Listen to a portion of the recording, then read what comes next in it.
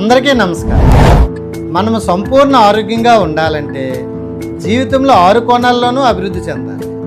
శారీరకంగా, మానసికంగా, ఆర్థికంగా, కుటుంబపరంగా, సామాజికంగా, ఆధ్యాత్మికంగా. చాలాసార్లు జీవితంలో చాలా విషయాలు బాగానే ఉన్నా ఒక్క సమస్య పైన మన దృష్టి మొత్తం పెడతాం. ఇదొక్కటే ఇంకా బాగోలేదు అని మళ్ళీ మళ్ళీ ఆలోచిస్తూ చిన్న సమస్యను పెద్దదిగా మార్చేస్తాం. కానీ ఒకసారి ఆలోచించండి, గతంలో కూడా ఎన్నో సమస్యలు వచ్చాయి. అప్పట్లో అవి కూడా చాలా పెద్దగా అనిపించాయి. కానీ ఈరోజు వాటిలో చాలా సమస్యలు లేవు.